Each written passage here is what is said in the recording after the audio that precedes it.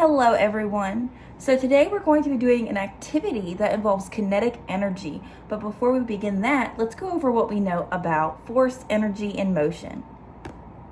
Let's start with kinetic energy. So what is kinetic energy?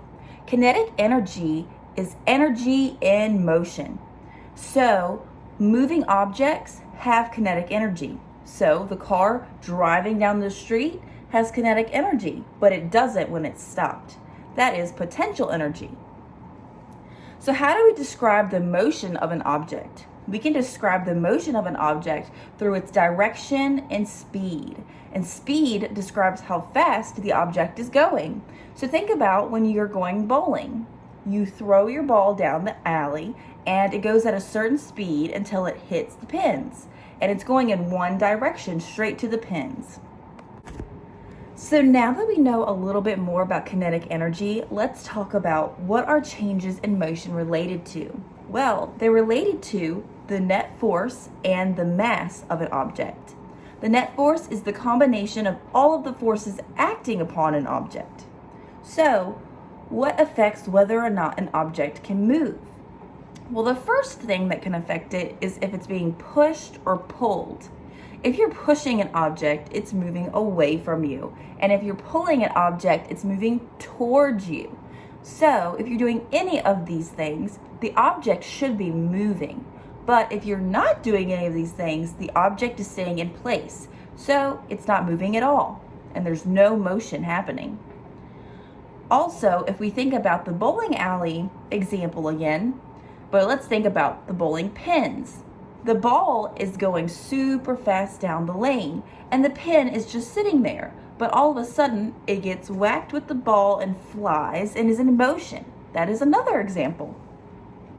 So now we need to think about what happens when objects collide. Let's think about the bowling alley example again. So when objects collide, energy from one transfers to another object. So again, let's think about the ball rolling and rolling and rolling down the alleyway. And then the still pin is hit. So the pin goes flying. So the energy from one object transfers to the other object to make it move. Transfers in energy can change an object's speed and direction. Now let's talk about friction.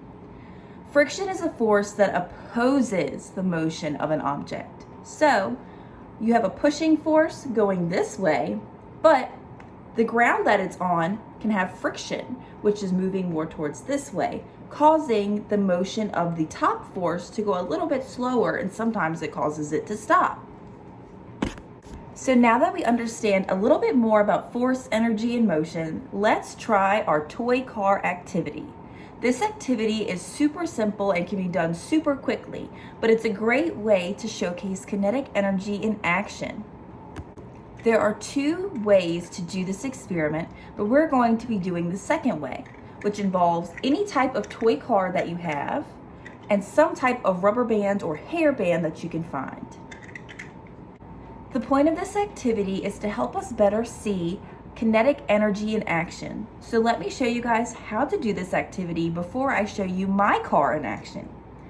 We're going to take our cars and set them on a hard and sturdy surface.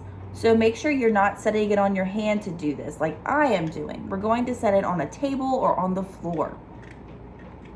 You are then going to take your hairband or rubber band and place it somewhere on your car that it can be pulled, and so that your car will move towards it. All of our cars are probably a little different, so this may look different for your car. So you may have to do a little bit of experimentation to figure out what works best for your car.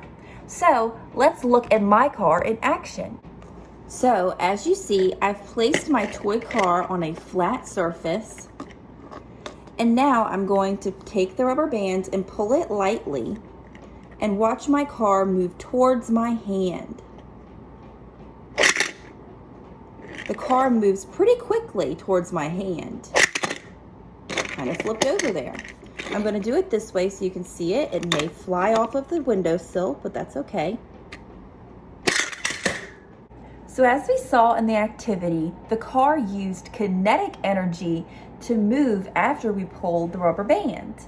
And I really hope you guys enjoyed this activity and learning about force, energy, and motion.